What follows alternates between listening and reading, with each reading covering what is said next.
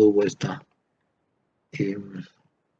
iniciativa de salvar a los helados Panda, por ejemplo, ¿no? Cuando entraron en dificultades. Bueno, eso es una suerte de demostración de que la gente puede llegar a esos extremos de apoyo. Por ejemplo, una empresa cuando se pone en esas situaciones de crisis, ¿no? Pero en términos de lo que ustedes han ido revisando hasta ahora en sus materias, que tiene que ver más con la preparación de los estados financieros y de los libros contables, ahí veíamos que había una gran distancia, ¿no?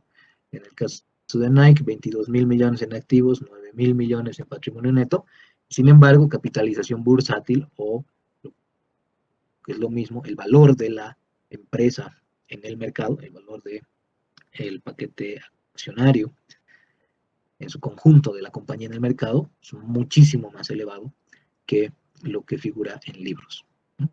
A pesar de que en algún momento estos dos han debido tener cifras bastante cercanas, ¿no? Pero ¿qué ha pasado? Claro, Nike ha demostrado ser una compañía innovadora, ser una compañía que ofrece productos de calidad, que la gente aprecia, que la gente valora y por ende empieza a haber ese desfase, ¿no? Lo veíamos igual con Apple, 889.000 millones en sus acciones valoradas en conjunto en el mercado bursátil, que no tenían mucho que ver con, perdón, es este de acá, no tenían que ver mucho con estos valores en libros, ¿no? Y por eso era tan complejo también el poder darle cumplimiento a este objetivo de maximizar el valor de la empresa en el mercado, o lo que es lo mismo, maximizar la riqueza de los accionistas, porque claro, esos accionistas son los que invierten poniendo la confianza, poniendo sus recursos en manos de gente que se supone que van a llevar no solamente a buen puerto a las compañías, sino a que ese valor se acreciente, ¿no? Y es por eso que las decisiones que se van tomando en el día a día en una empresa eh, terminan influyendo directa o indirectamente en la apreciación del entorno. Así que habíamos visto este primer enfoque para intentar aproximarnos, ¿no?, a qué es esto del valor. Ya en futuras materias, si llegamos a vernos, incluso vamos a tratar de escudriñar un poco entre la diferencia de lo que es el valor, lo que es el precio, lo que es la cotización. Ya me imagino a estas alturas ustedes habrán tenido una aproximación a la diferencia que nos suelen hacer entre costo, precio y valor, ¿no? Pero ya añadiendo estos temas de cotizaciones eh, y de la apreciabilidad de las empresas y sus productos en el mercado, eso se puede sofisticar, ¿no? Entonces, si la cotización es algo que va subiendo y bajando en el mercado en el transcurso del tiempo, ¿cómo podríamos hacer para calcular, ¿no?, cuál es ese valor? Bueno, nuevamente hay distintos enfoques y la idea es que podamos encontrar estas oportunidades en las que algunas compañías están sobrevaluadas o subvaluadas, para que a través de correcciones de mercado nosotros podamos obtener, por ejemplo, algún tipo de ganancia, ¿no? Eso lo van a revisar ya en administración de portafolios de inversión, si es que están en la mención financiera. Pero nosotros, quedándonos con la versión más clásica, la más ampliamente difundida, de cuál podría ser una manera de aproximarnos a anticipar cuál es esa cotización, utilizaríamos el método del valor a través del descuento de flujos de efectivo, ¿no?, que también otros le llaman valor intrínseco. Y ese valor intrínseco va a estar determinado por el volumen de flujos de efectivo que aspira a obtener una compañía en el futuro. Eh, Hoy en día estamos en crisis por la pandemia, entonces seguramente las empresas son más austeras en cuanto a sus expectativas, ¿no? De repente habrán otras empresas a las que a raíz de esto de la pandemia les empieza a ir mejor, como estábamos viendo algunos casos de compañías tecnológicas en la última sesión, ¿no? O en nuestro mismo entorno, el año pasado, en ciertos momentos donde la gente hacía algunas compras desesperadas, ¿no?, como han visto, los supermercados, los mercados se han quedado sin papel higiénico, por ejemplo, en un momento dado. Eh, Beneficia pues a algunas empresas que van a tener ventas porque el mercado entra en pánico, ¿no? especialmente en el ámbito de los masivos, ¿no? Entonces, como siempre decimos, cualquier situación tiene que ser analizada para poder convertirla en una oportunidad. Así que ese primer determinante va a tener que ver con cuánto estoy esperando que genere de flujos de efectivo la empresa que estoy analizando en el futuro. El segundo elemento era en cuánto tiempo estoy esperando que esa empresa vaya a generar esos flujos de efectivo. Como decíamos, en general, uno espera que las empresas vayan teniendo flujos positivos año a año, ¿no? Gestión tras gestión. Pero esto no siempre sucede, dependiendo del modelo de negocio o dependiendo también de las circunstancias como las que estamos viviendo ahora, eh, principalmente negocios de hospitalidad, negocios como empresas de turismo, empresas de viajes, restaurantes también han visto muy reducidos sus flujos de efectivo y muy incierto también el tiempo que va a transcurrir hasta que puedan volver a operar, ¿no? Entonces, en el caso de las aerolíneas, el año pasado a finales, eh, en el último trimestre, estaban ya animándose a sacar incluso ventas de pasajes para 2022 o 2023, ¿no? ¿Por qué? Porque se estaban quedando sin la posibilidad de contar con esa sangre vital que es, pues, en la versión de la empresa, el flujo de efectivo. Pero claro, la gente puede decir, ya ahorita compro un pasaje para agosto de 2023 por $10 porque la empresa está realmente desesperada por generar algún tipo de entrada de efectivo. Pero si uno analiza, pues de repente en 2023 ya ni existe la empresa, ¿no? Porque no ha podido atravesar esta situación de crisis, no la ha podido superar. Entonces hay muchas razones por las que este sería el tercer componente, ¿no? El riesgo.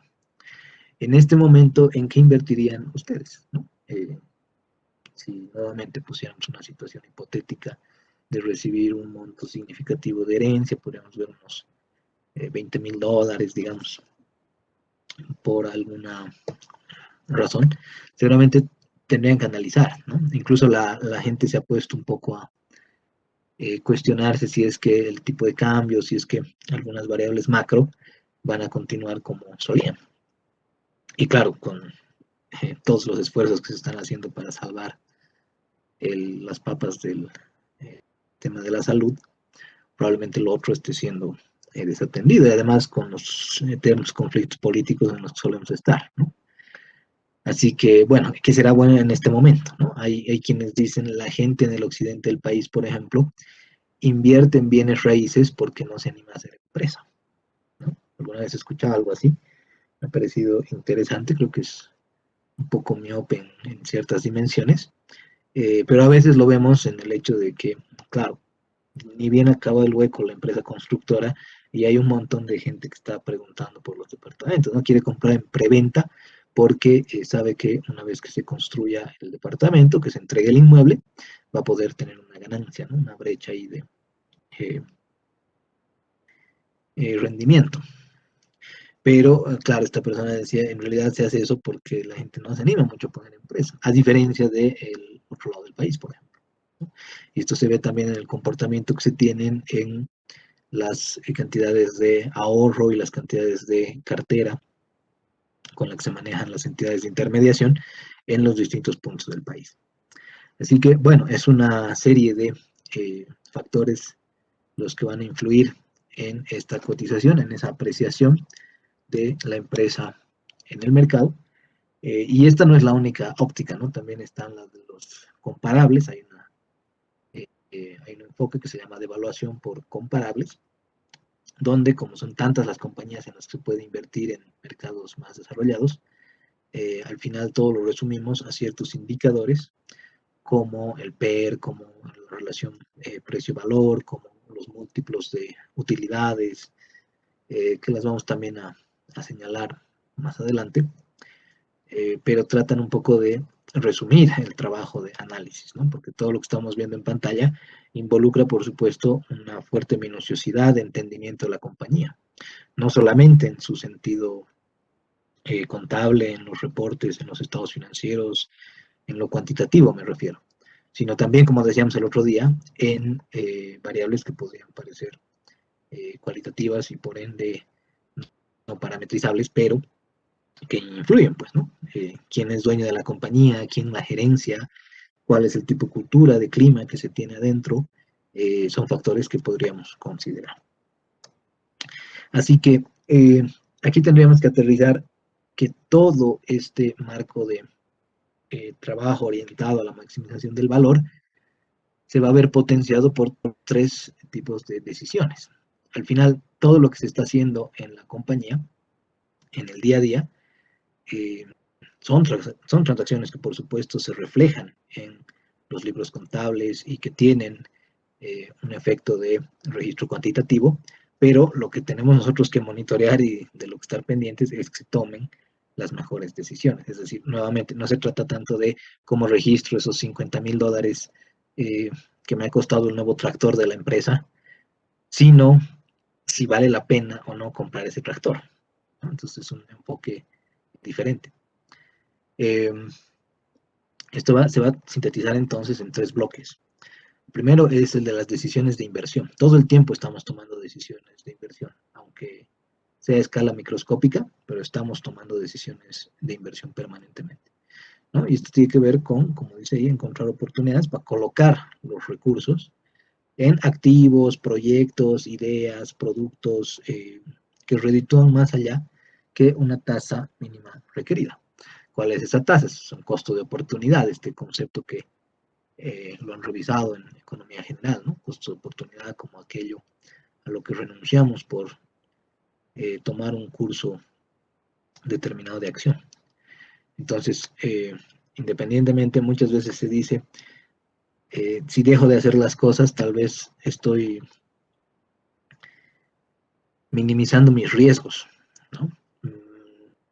Alguien que tenga una perspectiva más amplia te va a decir, más bien si dejas de hacer las cosas, probablemente te estés arriesgando mucho más porque estás dejando de practicar, estás dejando de intentar, estás dejando de tener experiencias.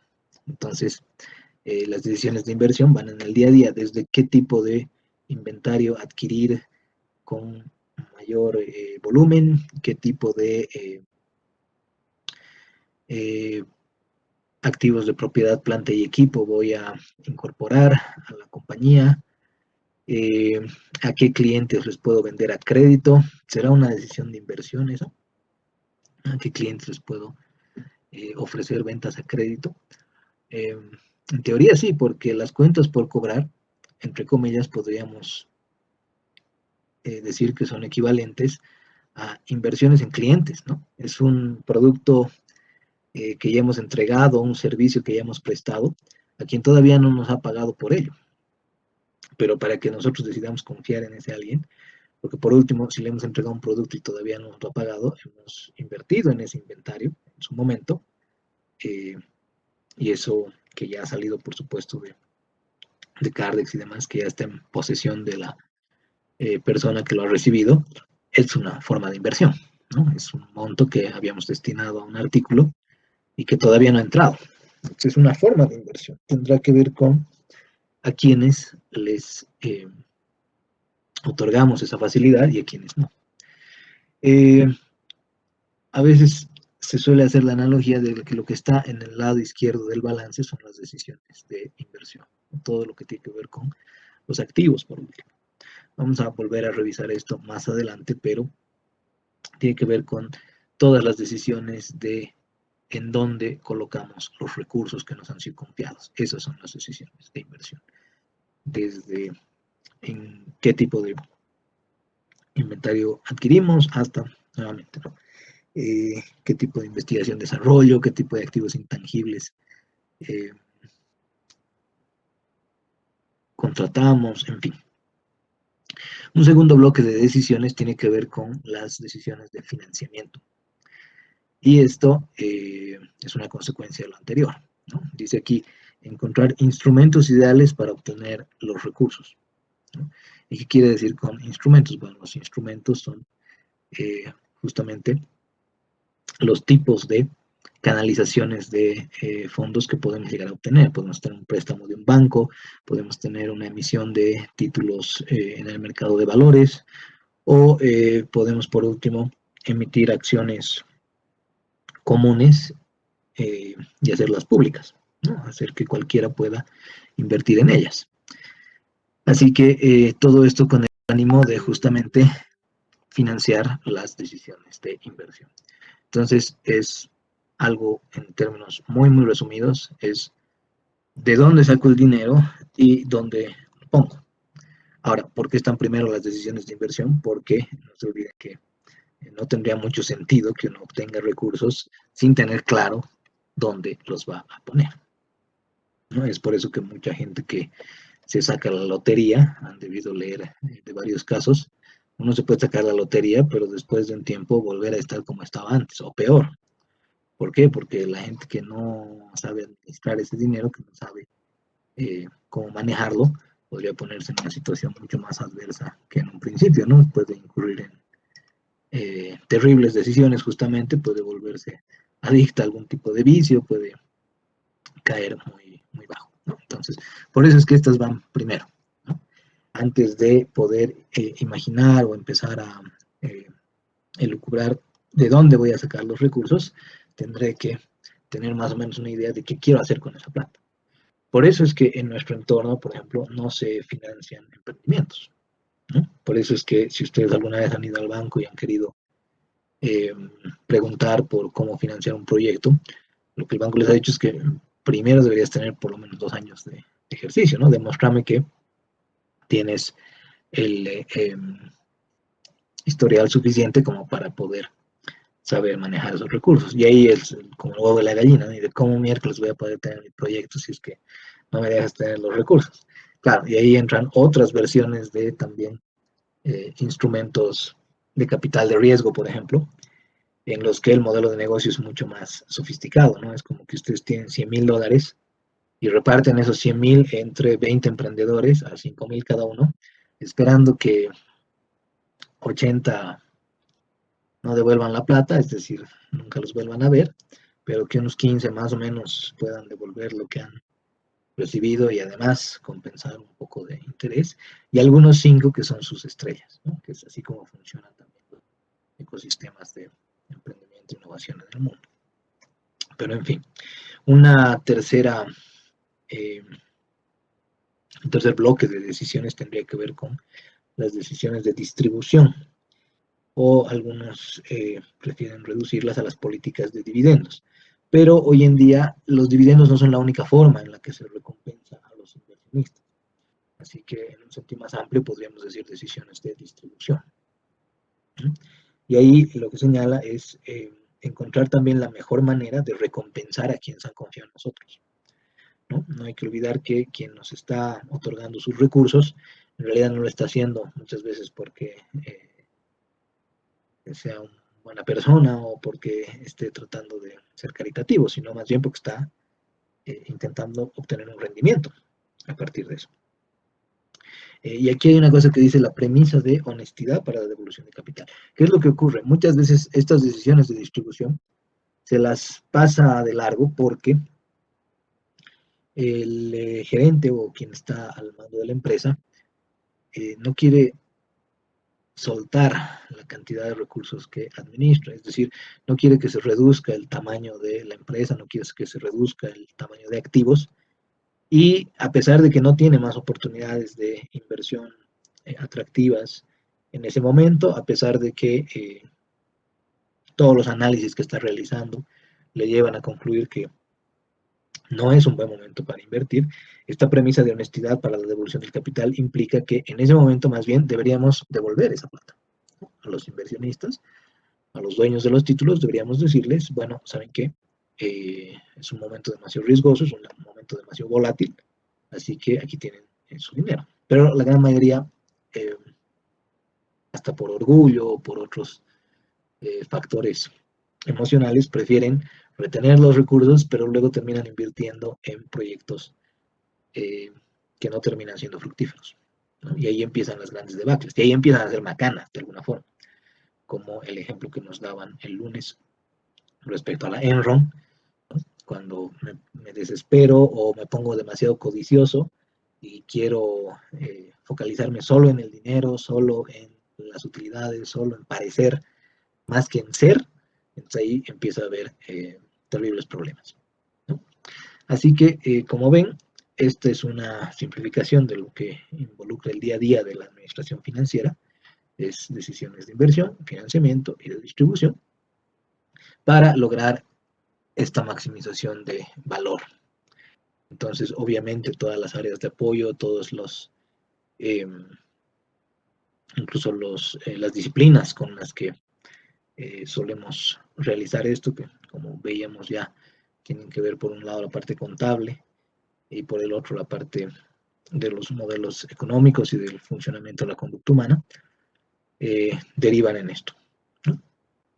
Así que, bueno, pasaremos un poquito a ver estructura y atribuciones, o de repente algún comentario o alguna pregunta, pero en síntesis eso es lo que queríamos desarrollar.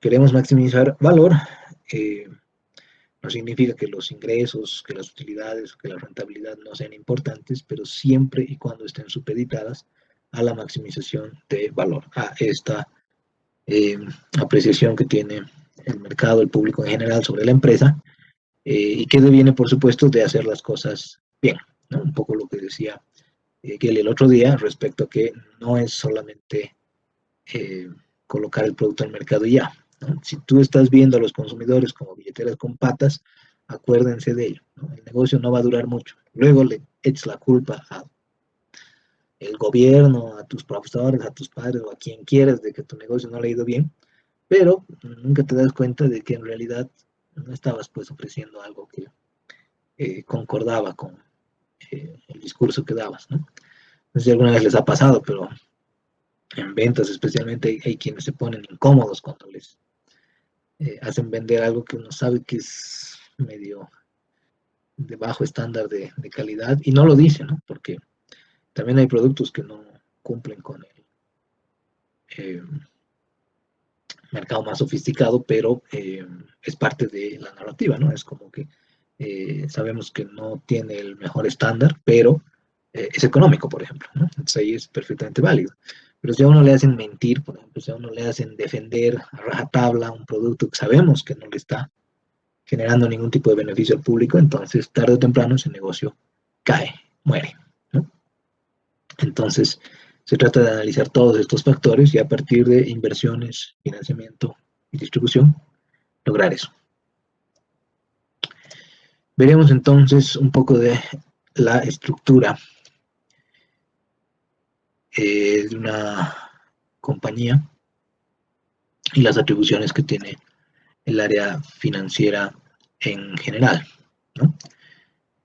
Bueno, esta es una compañía un poco más grande, pero que en la medida en la que se va pareciendo más a las micro y pequeñas empresas, simplemente se van aglomerando ciertas funciones o ciertos roles, ¿no? Para empezar, hay una serie de inversionistas, de accionistas en este caso, que le otorgan el poder de monitoreo y control a un directorio, ¿no? Le otorgan, estos son también temas de gobierno corporativo que veremos más adelante en Finanzas 3 si nos encontramos, pero esos accionistas eligen a un directorio para que haga las veces de eh, monitoreo y de seguimiento a las decisiones de la gerencia general, ¿no? Esa gerencia general, a su vez, tiene distintas áreas, entre las cuales está la gerencia financiera. Y esa gerencia financiera, dependiendo nuevamente del tamaño de la empresa, se va a dividir normalmente en dos bloques, ¿no? Uno es el de tesorería, donde se administran los flujos de efectivo principalmente, como dice ahí, ¿no? Planificación y financiamiento, ahí es donde estaríamos tomando, por ejemplo, decisiones de largo plazo respecto a reemplazos de maquinaria, compra de oficinas, construcción de planta, en fin, ¿no? Y de dónde vamos a sacar los recursos para ello. También podrían haber una jefatura de inversiones donde están las adquisiciones de títulos, valores en el mercado, de activos financieros, muchas veces las inversiones permanentes, las inversiones temporarias, que son partidas que vamos a revisar en el balance general, tienen para cierto tipo de compañías o cierto modelo de negocios preponderancia, ¿no? O sea, son parte del modelo que es importante o crítico para ellos. También está la administración del efectivo de todos los días, ¿no? ¿Qué modelos cuantitativos podemos usar para saber cuál va a ser el nivel de liquidez que yo requiera dentro de un mes, dentro de 3 meses, dentro de 6 meses o dentro de un año?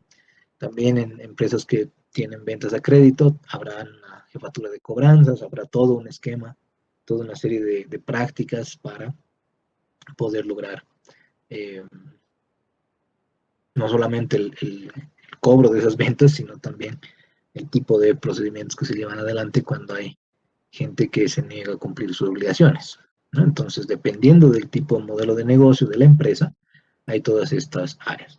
Y toda la otra parte sería la de Contraloría, ¿no? Donde estaría la jefatura de contabilidad, de impuestos, de costos si es necesario, ¿no? Si es un modelo industrial especialmente, la jefatura de costos va a ser importante. Y se solía también tener a la jefatura de sistemas ahí metida, ¿no? Porque eran principalmente quienes desarrollaban el software para que se pueda hacer el registro transaccional de manera digital.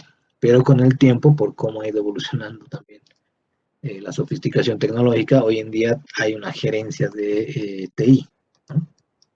Directamente, o de TICs también, llaman algunos, a nivel corporativo, ¿no? Porque esos no solamente ya manejan el tema de los libros, sino que tienen CRM, tienen toda una serie de módulos en los ERPs para las operaciones, los procedimientos, los procesos los llegan a manejar de una manera más compleja, ¿no? Entonces, esto a gran escala normalmente se divide de esa forma y obviamente haciendo más o menor énfasis en las áreas que más atañen al modelo de negocio. Así que lo que hay que ver aquí es que esa línea punteada que acaba de aparecer entre el directorio y los accionistas y la gerencia general y hacia abajo todos los colaboradores, los empleados, va a generar una división entre propietarios y administradores. Este era un tema importante que tenían en su lectura, porque aquí suele surgir un problema. Y tiene que ver con la pregunta de que si al final el objetivo del gerente financiero y por ende, en perspectiva de la gerencia general, es el de maximizar la riqueza de los accionistas y esto traducido en la maximización de la cotización de las acciones en el mercado, ¿será que siempre cumplen con ese objetivo? O sea, si es que este tiene que maximizar la riqueza de ellos, ¿no será que en algún momento se pone triste y dice, no, pues yo voy a empezar a velar por mi bienestar y no voy a tomar las decisiones que sean necesarias para esa maximización? Y ahí va a empezar algo que se llama problema de agencia. Esto es un punto importante para todo lo que queremos hacer más adelante en términos conceptuales y de marcos de trabajo, porque afecta a la mayoría de las empresas y especialmente en nuestro medio donde no se llegan a estudiar o a reflexionar estas situaciones, ¿no? Hay un conflicto de intereses que surge cuando el administrador antepone sus metas personales a las de los dueños. Y uno diría, escucha, pero es que, ¿por qué voy a anteponer mis metas a las de los que me están contratando en última instancia, ¿no? Que son los dueños de la compañía, ni siquiera el propio gerente de la empresa, sino los que están por detrás que han puesto la inversión. Este problema de agencia en nuestro medio es pues muy usual, ¿no? Porque va reproduciendo una serie de eh, impedimentos para posibilitar a nuestro sector privado de corporativizarse. Hay muchas veces que buena parte de los que asisten a la universidad están tratando pues de formalizar la empresa que ya tienen, con la que ya trabajan en familia muchas veces, ¿no? Pasar de la empresa familiar a la familia empresaria. Quieren agarrar y dar ese paso que involucra corporativizar y eso implica formalizar y sofisticar también las prácticas y esquemas administrativos con los que se maneja, pero esto se hace muy difícil porque estamos en un entorno en el que cada quien jala para su lado. Y por eso hay que problematizarlo, ¿no? Voy a contar algunas experiencias y de repente alguno o más de algunos de ustedes tiene también alguna eh, anécdota que contar, ¿no? Dice aquí, en general, los gerentes financieros están alineados con la meta de maximizar el valor. ¿Por qué? Porque, bueno, si a ellos les va bien, a mí me mantienen en la compañía, me suben el sueldo, yo voy a tener, qué sé yo, prestaciones, beneficios, bonificaciones, y es una especie de ganar-ganar, ¿no? Pero de vez en cuando también surge la tentación de la riqueza fácil, surge la tentación de corromperse a cambio de muchas veces un premio que no vemos que es miope, ¿no? Al igual que con lo de los ingresos, con lo de la rentabilidad o con lo de las utilidades, ¿no? Voy a venderle a este que parece medio chueco, pero pucha, es que es demasiado jugosa la venta que voy a terminar haciendo, ¿no? Pero no te estás dando cuenta de que estás exponiendo la compañía a riesgos futuros. O sea, si después va a estallar un escándalo en la prensa con que tu empresa se ha metido en no sé qué problemas porque has decidido seguir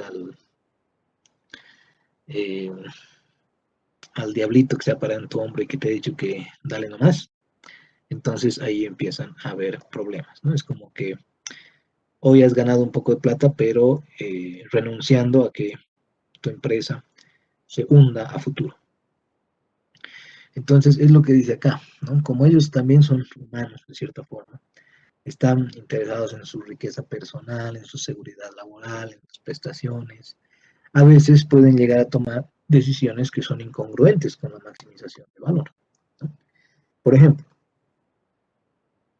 pueden dejar de invertir en proyectos que saben que van a ser muy valiosos para la empresa, pero que prefieren evitar el riesgo. ¿Y por qué evitarían el riesgo? ¿Por qué se les ocurre?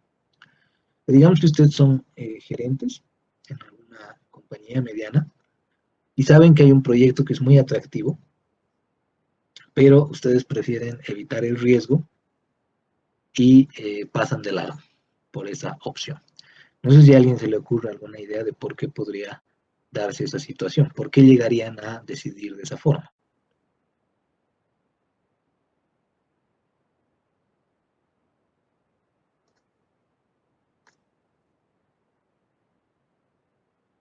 ¿Alguna idea por ahí?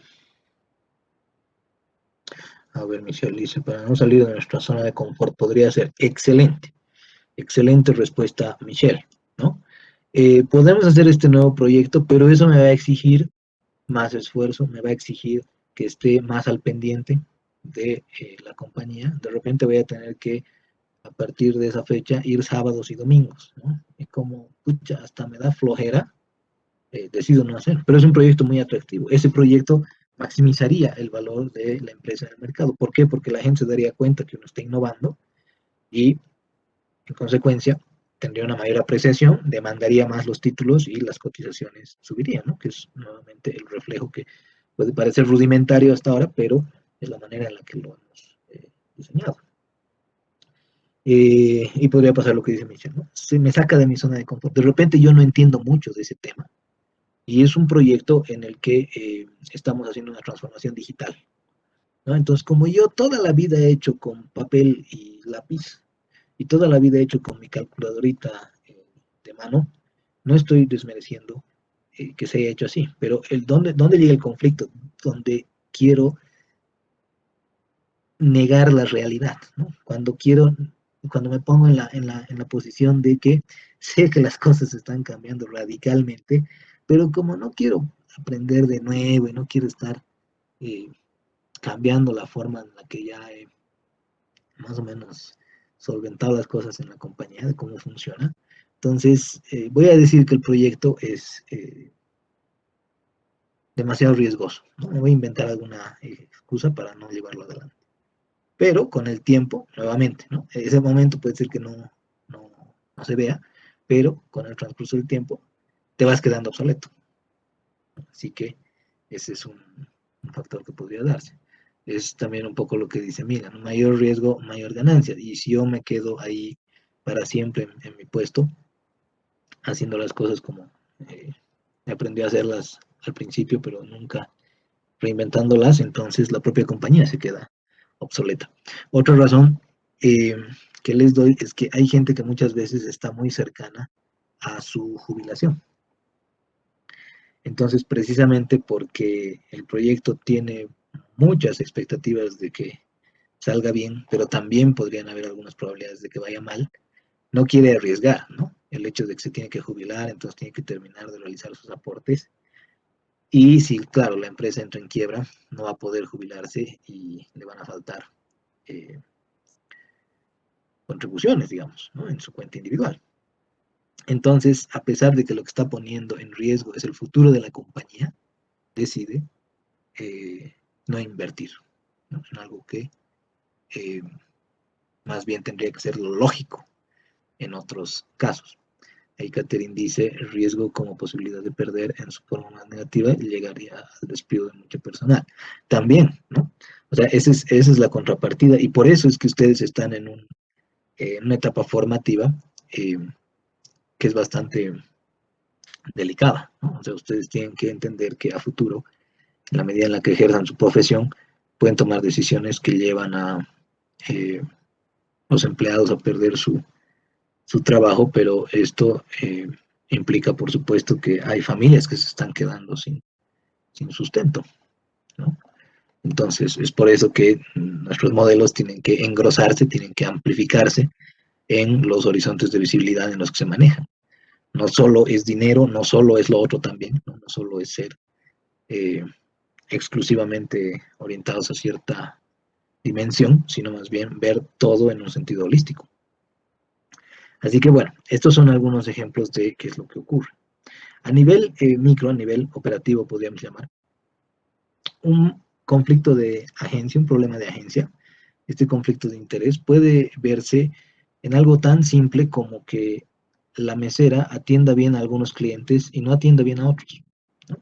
Obviamente la mesera no es la gerente del lugar, pero es parte de ese bloque que se llama la agencia de la compañía, es decir, todos aquellos agentes que han sido contratados para cumplir algún tipo de rol, algún tipo de función en esa empresa, en ese negocio, y que podamos orientarlo a la maximización de valor en el entorno. Pero ¿qué pasa si la mesera empieza a atender bien a algunos clientes porque está esperando mejores propinas y a otros no les da ni el saludo, ¿no? Eh, o sea, todo bien con los que le dejan una buena propina, pero ¿qué van a decir los que han sido mal atendidos, ¿no? Ella, por beneficiar su bolsillo, por beneficiar su propio eh, beneficio, deja de atender como debería a todos los clientes por igual, ¿no? Y obviamente los otros se enojan y dicen, pues ahí como que discriminan, ¿no? No vayas a ese lugar porque son medios fifís con ciertas personas nomás, ¿no?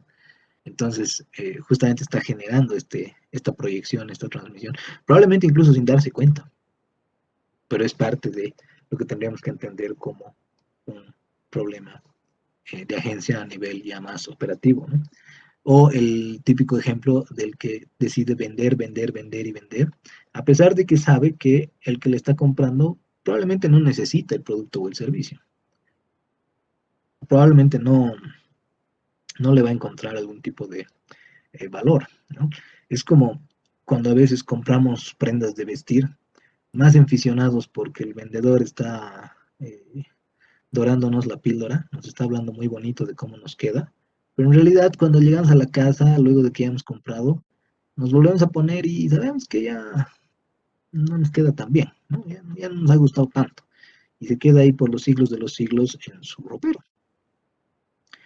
Eh, digamos que ya lo han comprado y que no hay vuelta atrás, pero eh, ¿cuál es el mensaje que les queda en la cabeza? ¿No? No voy a volver a comprar en ese lugar porque la tipa más que eh, orientarte y asesorarte en sentido de imagen, te quiere tratar de encajar nomás lo que sea que esté ofreciendo, ¿no? Entonces, en vez de que en el caso de la fotografía que tienen en la pantalla, el señor todo confiado de que alguien está velando por sus intereses, en realidad el otro está pensando en la bonificación que se va a ganar porque gracias a esta venta va a poder alcanzar esa meta, ¿no? Entonces, hay cosas incluso tan simples como una que suelo contar, eh, que me pasó cuando fui a comprar un cable en una de estas tienditas de la Colombia. Y yo pregunté por el cable, el joven que atendía me dijo que sí había, me lo alcanza y mientras lo estoy mirando, me dice que eran, no sé, 300 bolivianos y mientras lo estoy revisando, él se acerca y en voz muy baja me dice, pero yo tengo de mi propio inventario, si quiere le vendo a 150. Claro, le devolví el cable y me fui nomás. Porque uno podría agarrar y decir, oye, qué buen tipo, ¿no? Me está ofreciendo un cable que tiene un precio de 300 en la tienda a mitad de precio. Pero luego, ¿qué genera esto? Él está velando por su beneficio, ¿no? Por, su, por maximizar justamente su riqueza y no el sistema en conjunto. Y probablemente venda algunos, ¿no? Venda algunos cables y con eso genera algún capital acumulado. eh, y después, quién sabe, decide abrir su propia tienda. Ahí es donde aparece la consecuencia. Cuando abra su propia tienda y esté expandiendo un negocio sólido y contrate a un nuevo vendedor, si seguimos reproduciendo estas lógicas en nuestro entorno, en nuestra sociedad, adivinen qué le va a hacer ese nuevo vendedor. Entonces es un grave problema que tenemos acá porque el tema de la confianza se menoscaba y termina generando la imposibilidad de que estos marcos de trabajo puedan ser desempeñados como se quisiera. ¿No? No sé si me deja entender con el ejemplo, pero aún si no se trata de los gerentes, incluso en los niveles más operativos, se pueden ver estas cosas. Y cuando terminan ocurriendo, ya pues nuestro sector privado, las empresas, el tipo de empresas que tenemos en nuestro entorno, claro, se vuelve pues cada vez más eh, débil, ¿no? Si cada vez que vas al restaurante, la que te atiende es una jetona y se la pasa refunfuñando, ya dejas de ir, ¿no? Ya no tienes la intención de ir. Y cuando incluso le puedes preguntar, ¿por qué atiendes así, no? ¿Por qué no le pones un poco más de ganas a tu trabajo? De repente dices que no es mío, ¿no? Y claro, esa lógica luego termina siendo miope respecto a cómo funciona esto cuando eh, está de alguna manera gestionado de distinta forma. Entonces ahí hay que tener mucho cuidado, porque no olvidemos que el hacernos a los vivos, no cumplir con la maximización del valor de la empresa, y ese valor también obviamente se va a ver reflejado porque eh, la propia alineación corporativa se oriente a dar un buen servicio. Claro, si desde el dueño o desde el gerente vos ves que la única intención es peluquear a los propios clientes, dejarlos sin su dinero y venderles cosas que no necesitan, claro, de tal palo, tal astilla en términos organizacionales, ¿no? De tal jefe, tal empleado también. Entonces ahí hay un problema y es importante de notar. Así que este problema de agencia, pues, obviamente a nivel macro, genera casos como los que tienen ahí en pantalla en los años 80 como otro ejemplo. Esta compañía, que es una de las más reputadas en ámbitos de consultoría, de asesoría empresarial, había predicho cuando AT&T los contrata, AT&T es una telefónica en Estados Unidos, eh, que para el año 2000 iba a haber menos de 1 millón de celulares en uso. Y bueno, pues los de AT&T les creen y terminan diciendo, no entraremos todavía en ese negocio, porque McKinsey me ha dicho que no va a haber tanta demanda, no va a haber tanta aceptación, digamos, de este tipo de dispositivos en el mercado. Luego ha llegado el año 2000 y había más de 100 millones operando. Así que era un pequeño error del 9.900%, ¿no? Eh, ¿Por qué traigo este otro ejemplo también como parte de este problema de agencia? A veces los gerentes, para lavarse las manos, deciden contratar a asesores, contratar a un consultor, contratar a un experto, para que sea él el que ha dicho que no se haga, digamos, ¿no? O él es el que ha dado la opinión de que no es una muy buena idea. Obviamente ustedes conocen el principio de responsabilidad última, ¿no?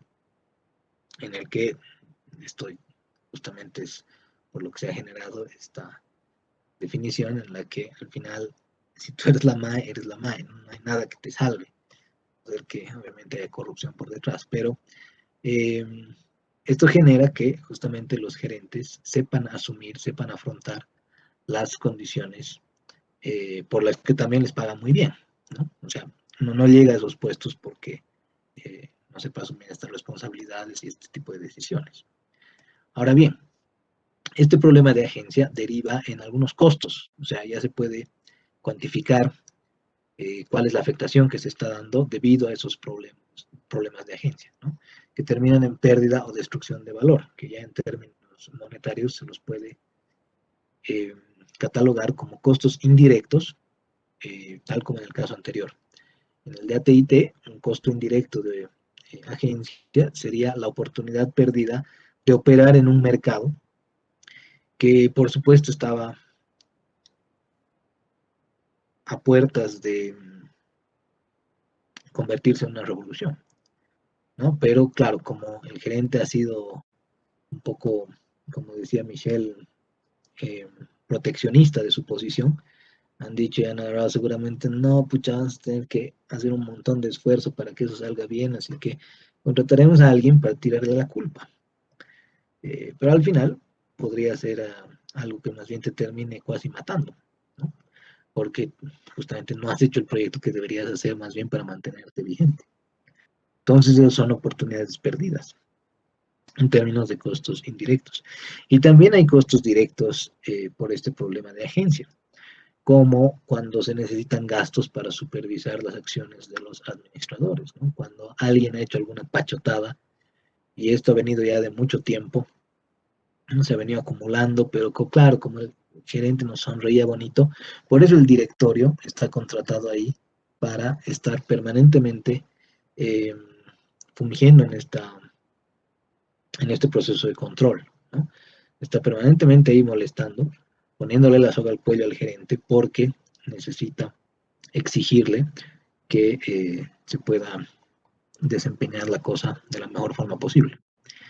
Así que cuando ya nos hemos dado cuenta de que durante mucho tiempo nos había estado haciendo la sucia, nos estaba vendiendo el cuento, pucha, ahí hay que contratar auditorías, hay que contratar software, hay que hacer una serie de procesos para saber cuánto siempre se ha afanado el desgraciado, ¿no? O en algunos otros casos hay también gastos que benefician a los gerentes, a los administradores, en otros términos, ¿no? En un ámbito un poquito ya más de chantaje, cuando este tipo sabe que es, eh, como dicen, ese es el irreemplazable en la empresa, ¿no? Como a veces pasa, por flojitos los directorios, no cambian a las personas que contratan para fungir en puestos ejecutivos y dicen, ¿no? Como está bien el equipo, seguiremos nomás y seguiremos nomás y seguiremos nomás. De lo que no se están dando cuenta es de que con el tiempo se están empoderando demasiado estos gerentes. Y al final terminan en una posición en la que pueden llegar a chantajear, ¿no? Es el único que sabe manejar cierta cosa, o es el único por el que la compañía funciona. Entonces se vuelve el imprescindible, y ustedes sabrán desde sus materias de administración, ¿no? Que si alguien se vuelve imprescindible en la compañía, es un riesgo muy alto, ¿no? Porque cuando esa persona decida irse o cuando le ofrezcan un trabajo por parte de la competencia eh, y venga con nosotros y nos dice, ¿sabes qué? Me tienes que duplicar el sueldo porque me están ofreciendo algo más interesante. Pucha, vos vas a decir, ¿y dónde está tu lealtad? Y nuestra lealtad, nada, aquí me pagas el doble o me voy, ¿no? O por último, fallece en una desgracia todavía mayor. Porque si falleces de la noche a la mañana en un accidente o en lo que sea, tú no tienes forma de reemplazar ágilmente ese vacío que se está dejando cuando has dejado que se acumule pues esa posición, ¿no? Ya sea como dice ahí que te está pidiendo una vagoneta de lujo y luego se pone un poco más caprichoso, ¿no? Hay gente que agarra y dice, ok, me voy a trabajar para tu empresa, pero tengo que llegar en helicóptero, ¿no? Al trabajo, no sé, cosas así, descabelladas. Pero entonces son temas cuando no se está armonizando, no se está equilibrando la relación entre los dueños y los agentes y los contratados para poder desplegar lo necesario para cumplir con ese objetivo de maximización del valor, ¿no? Así que, a ver, ¿de qué forma eh, arreglarían ustedes este problema de agencia? No sé si a alguno se le ocurre una idea de cómo se podría evitar que los gerentes o los empleados actúen más en beneficio propio que en beneficio de la empresa. O de repente alguien está completamente en desacuerdo con que esto deba ser así y agarre y diga que no, aquí hay que hacer la revolución proletaria y tenemos que tomar los medios de producción y reiniciar y resetear el país, ¿no? De repente también hay de estas posturas, ¿no? Que al final está mal que exista la empresa y más bien deberíamos abolirla, ¿no? Abolir la propiedad privada de repente. Y él adelante.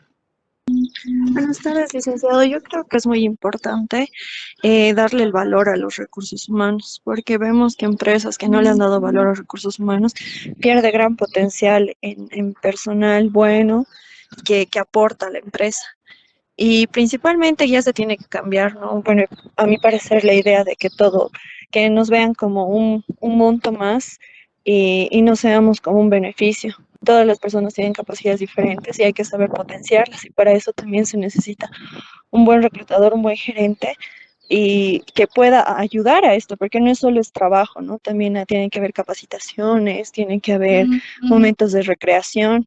Y creo que eso es lo que ayuda a que la persona se mantenga en el puesto de trabajo porque se fideliza con la empresa, se pone la camiseta y trabaja de mejor manera y genera mayores beneficios, tanto para él como para la empresa.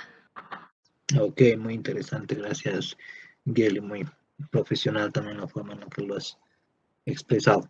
Y creo que aquí concuerda un poco en el chat, estaba leyendo a Shumara, dice, haciéndolo sentir parte de la empresa, dándoles mucha importancia, motivación.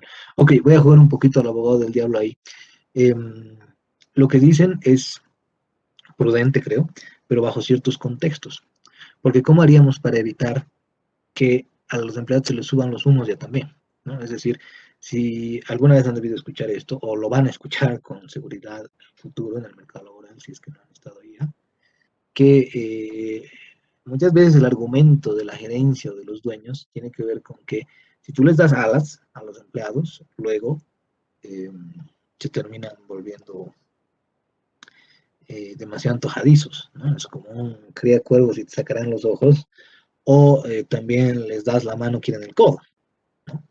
Entonces ahí Jorge dice algo adicional, es seleccionar personal que logran alinearse con la visión y propósito de la empresa. Exacto, o sea, ahí hay que recordar que el momento clave, al menos en nuestro entorno, y se los digo no solamente por experiencia propia, sino por la de varios eh, empresarios que he llegado a conocer, el momento clave es el momento en el que contratan.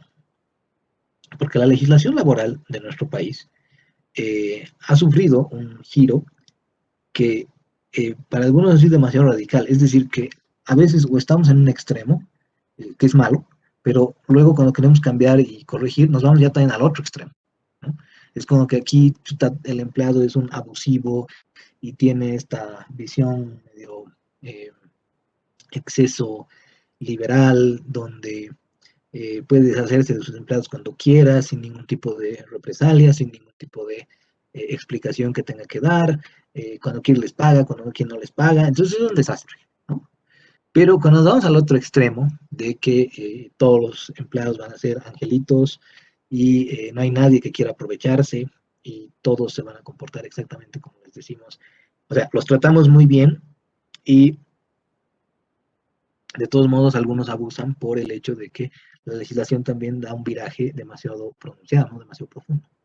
Entonces tampoco es el extremo. Al final, como les decía, en nuestro país ha habido este cambio que se ha percibido mucho, ¿no? De que está bien, antes estaba mal y hay que reconocerlo, pero ahora se ha vuelto también ya muy sesgado hacia el lado del empleado.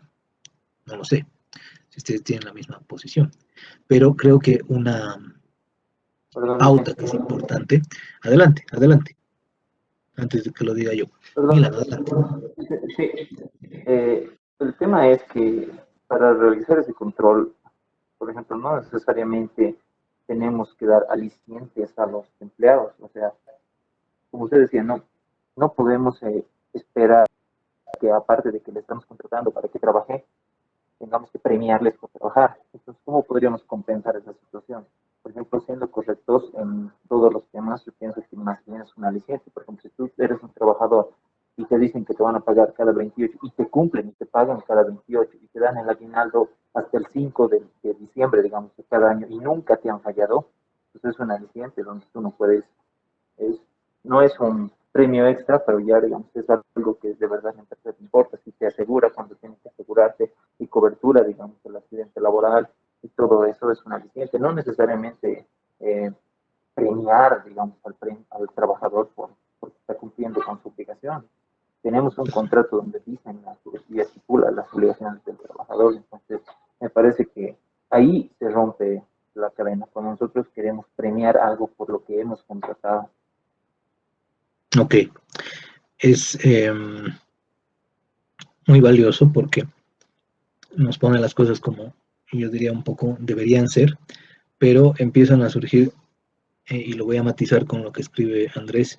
Dice, ¿qué pasa con el empleado que es amigo del gerente y el gerente por no votarlo o que haga mal las cosas hace su trabajo de su amigo? Esto lo vamos a ver más adelante cuando veamos gobiernos corporativos en los que, ¿qué pasa, por ejemplo, cuando el gerente es el hijo del dueño? ¿No? Eh, y justamente pasan cosas como las que plantea Andrés, ¿no? De repente ha hecho una mala inversión o ha despilfarrado algunos recursos, o por último ha robado, ha cometido un crimen.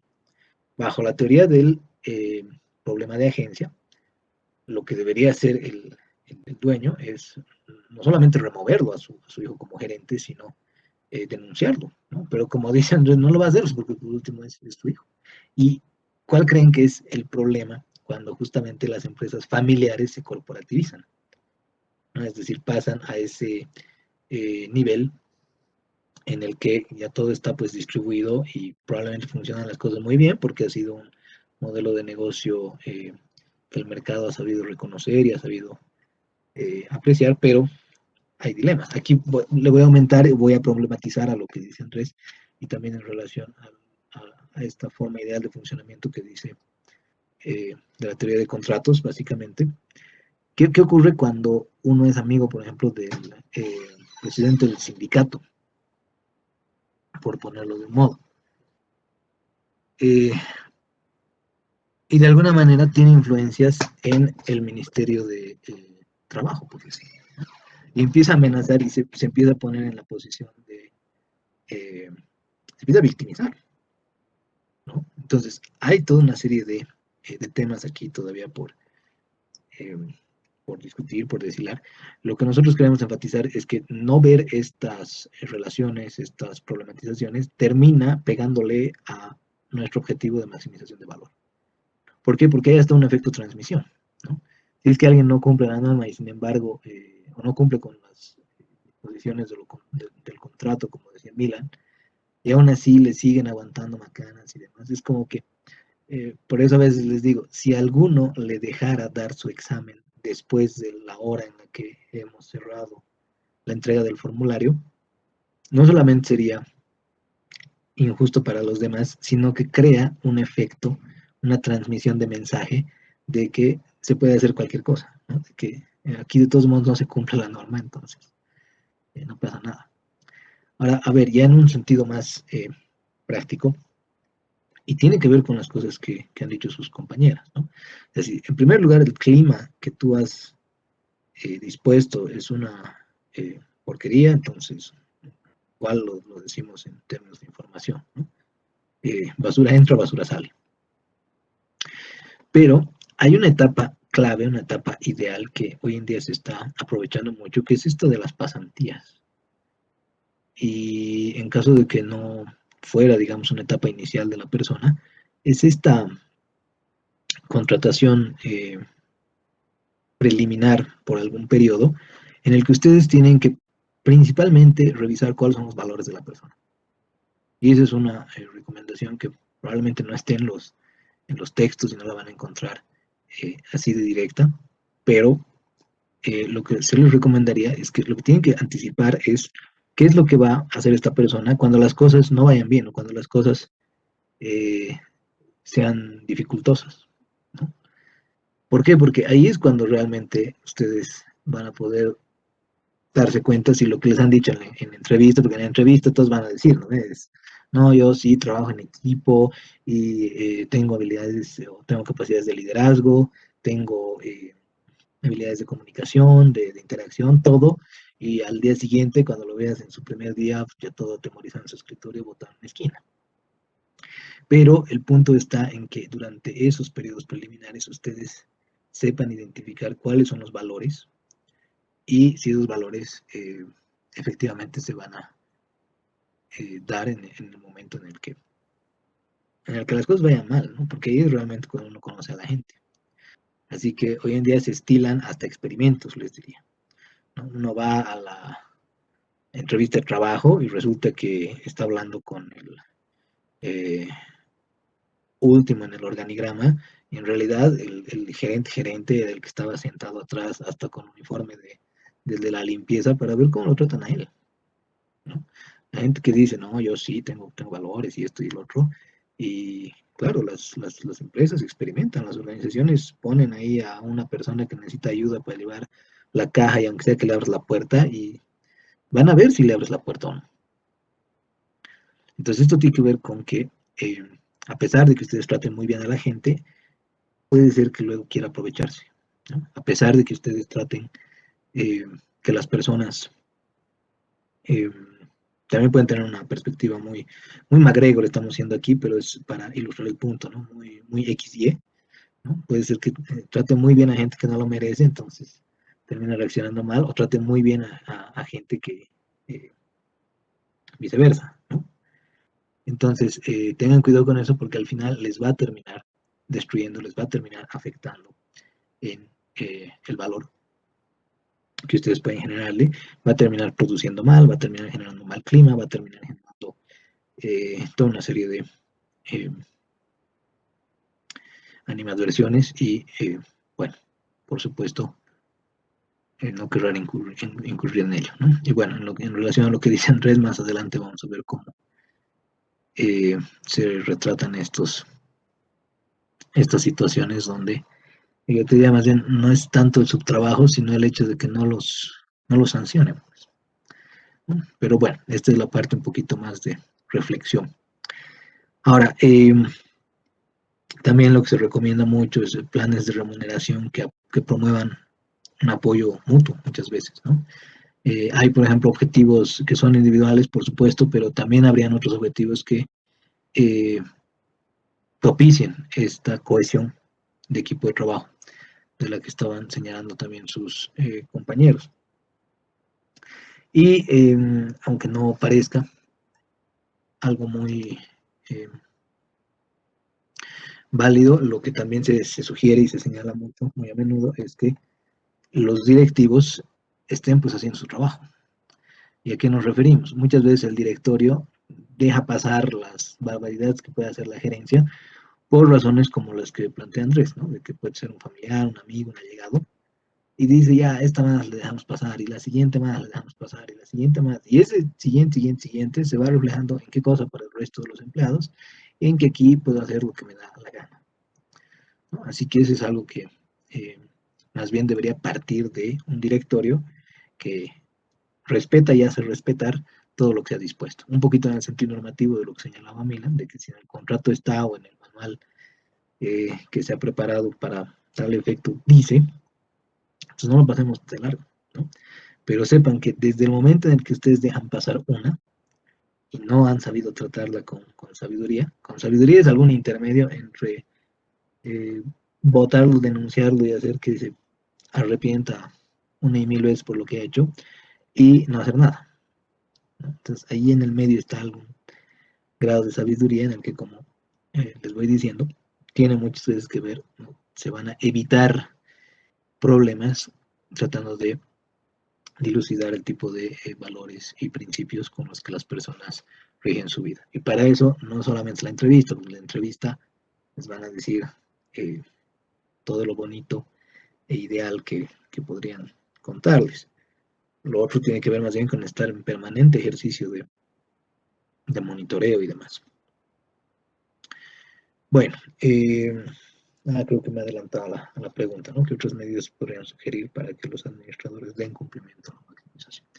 Así que ya saben, hay mucha gente que por más que les den un buen ambiente laboral, van a ser malagradecidos, van a ser ingratos, más bien van a querer aprovecharse, entonces ustedes tienen que diseñar las maneras en las que pueden anticipar en un sentido axiológico su comportamiento y sin dejar de ser riguroso. Esto sería más o menos como lo que les planteaban seguramente otra materia, que es lo contingente, ¿no? El tipo de gente con la que trabajan va a definir muchas de sus decisiones.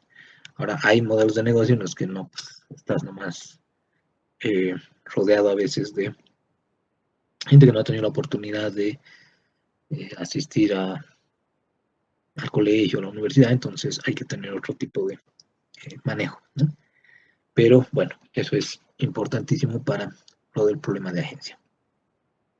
Bien, finalmente veremos los principios y el funcionamiento de la economía financiera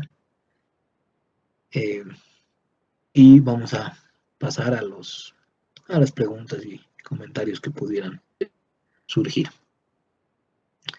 A ver, para empezar, hay siempre un intercambio riesgo-rendimiento que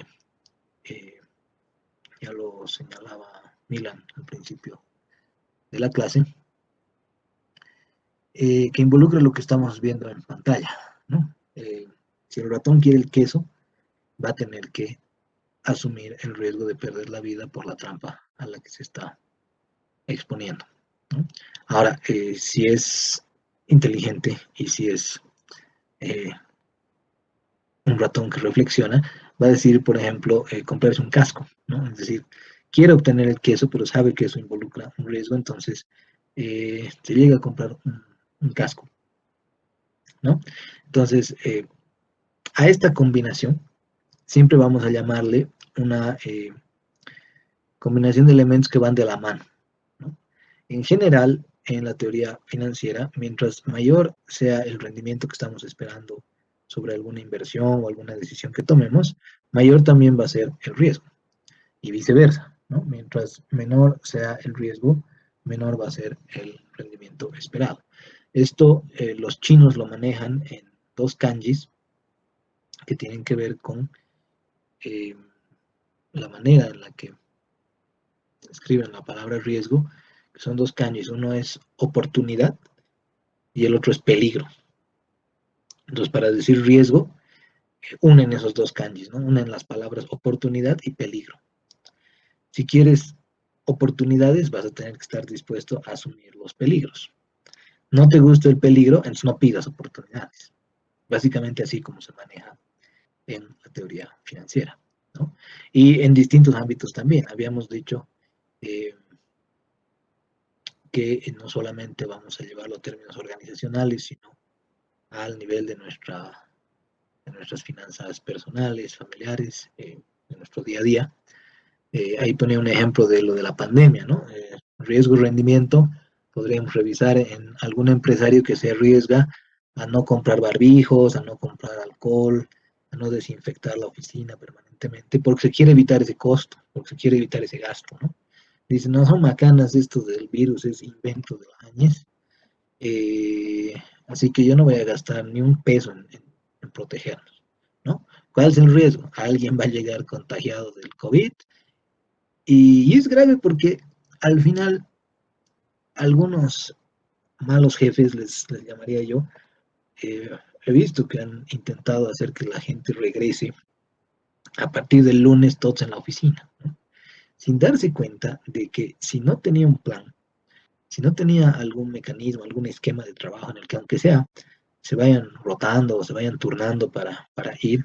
Imagínate que no solamente se enferme uno, sino que se enfermen todos y que no puede operar directamente, ¿no? Porque si todos están enfermos al mismo tiempo, pucha, es la peor desgracia que te puede ocurrir. Peor todavía con el riesgo de fallecimiento. Entonces, esta es una manera de ejemplificar estas situaciones de riesgo-rendimiento. No va a faltar no sé cómo llamarle, pero el que no quiera poner un solo peso para evitar este problema y termine exponiéndose no solo él, sino a la gente, ¿no? Y decía, en el día a día también pueden haber estas situaciones de riesgo-rendimiento.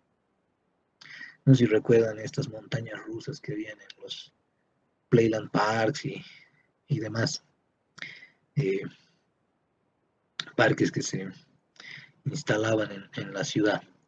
Porque es un ejemplo de riesgo-rendimiento, porque pucha, por lo menos en mi época creo que eran mucho menos seguros, al menos yo veía ahí las bases sobre las que estaban los tubos y eran unas maderitas nada confiables, ¿no? Entonces quiero el rendimiento no, de pues, divertirme en la vuelta a la montaña rusa que da y que es una genialidad porque un vaivén de adrenalina, sí, pero tengo que estar dispuesto a asumir el riesgo de que pucha, llegue al final de esa curva y eh, el vagón no se detenga, ¿no? O directamente vuele. Así que eso es una situación de riesgo-rendimiento. Y también a veces cuando estamos, eh, bueno, en los días que podíamos salir, ¿no? Estamos en la calle, volviendo en la madrugada, y sabemos que si tomamos este atajo, llegamos a nuestra casa en una cuadrita, pero es un atajo bien oscuro, así que riesgo de rendimiento, ¿no? O voy a dar la vuelta donde sé que hay luz y por lo menos hay algo de gente, donde eh, parece que no va a haber tanta posibilidad de que me atraquen o algo, o prefiero el rendimiento de no caminar eh, tanto, ¿no? De no hacer el esfuerzo, no gastar la energía, pero con un riesgo mayor de que cualquier cosa me pase. Bueno, esta es una serie de ilustraciones sobre esto que, pucha, los va a acompañar pues, el resto de sus vidas, ¿no? En su profesión. Riesgo y rendimiento van de la mano. Mientras uno sea mayor, también deberíamos esperar, en la gran mayoría de los casos, que el otro también sea mayor. Si, voy a poner un último ejemplo, si yo estoy esperando que una inversión me pague 5% a la semana, eh, porque resulta que es un nuevo tema que yo no conozco, que tiene que ver con cruceros, o que tiene que ver con Bitcoin, o que tiene que ver con diamantes en alguna parte del mundo. Soy muy capo, ¿no? Soy el gran inversionista porque me pagan 5% semanal. No, no, no, más bien estás siendo sumamente ingenuo, ¿no? Porque hay que ver que si algo es demasiado bueno para ser verdad, si algo nos ofrece un rendimiento demasiado atractivo como para que pueda ser verdad, lo más probable es que no sea verdad. ¿Hecho? Pero es que le han pagado a mi primo no sé qué, y ya le están dando los intereses, no quiero perder el tiempo, ya quiero invertir. Bueno, vaya y lea esquemas Ponzi, ¿no? Vaya y lea sobre estafas piramidales, vaya y lea. Y bueno, lastimosamente, como les decía en algún momento, hay gente que juega pues con las esperanzas, con los sueños, con las expectativas de la gente y eso, pucha, es terrible, ¿no? Pero bueno, para eso estamos acá, para evitarnos esos malos ratos. No sé si hay alguna consulta, comentario, aclaración o alguna anécdota que podrían contarnos de riesgo-rendimiento. Licenciado, más Adelante. que eso, tengo una consulta de lo que justo ahorita acaba de hablar, de las estafas piramidales, de eso. Hay Adelante, Geraldine. una oferta, por ejemplo, que habla de la inversión en la bolsa de valores. ¿Esto igual es de riesgo? Bueno, no necesariamente, pero sí han habido muchas estafas en relación al tema de Forex, por ejemplo, o de opciones binarias. Son instrumentos muy sofisticados como para que eh, el público en general los pueda manejar. Entonces, en algunos casos no necesariamente es así, ¿no? Si de repente algún tipo de programa en el que tú puedes acceder a un broker que además esté registrado, ¿no? Ahí les pongo en el chat, debería estar por lo menos registrado en el FINRA. Es una especie de registro en Estados Unidos de todas las entidades que pueden hacer el trabajo de brokerage, de intermediación. Pero esto obviamente siempre con los señalamientos de que es a propio riesgo, de que uno nunca ponga plata que no está dispuesto a perder o que no le sea posible perder. Invertir es posible. Les mentiría si les dijera que no. Ustedes hoy en día pueden abrir una cuenta en Interactive, en TradeStation y en otras más que eh,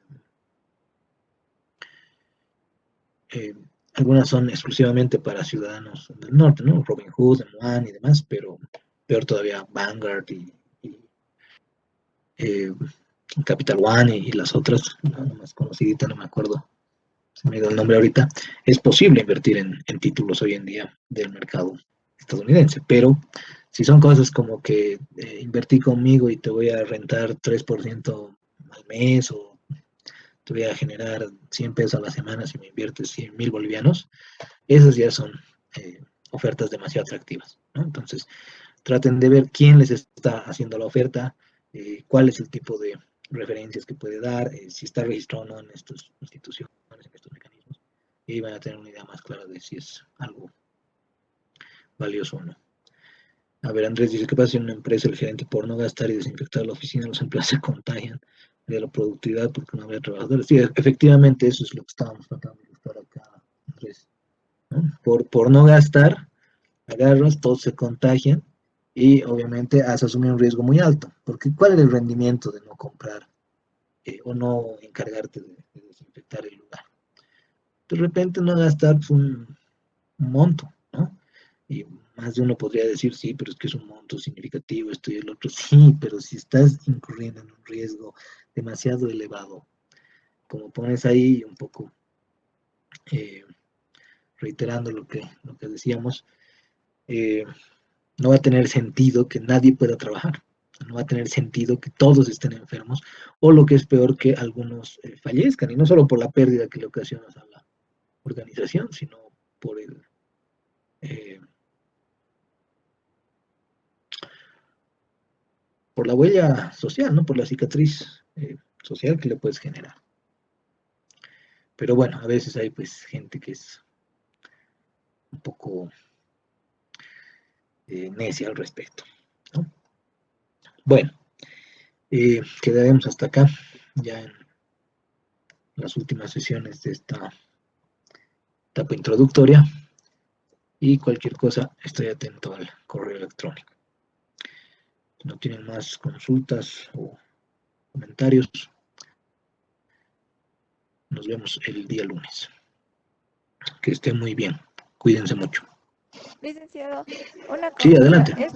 Estas diapositivas nos va a enviar antes del examen, ¿verdad? Sí, sí, van a estar en Moodle en algún tiempo más. Les daré un retoque, pero sí las van a tener. Muchas gracias, licenciado. No, no te preocupes, Geraldine. Bueno, un gusto. Nos vemos el lunes. Hasta luego, licenciado.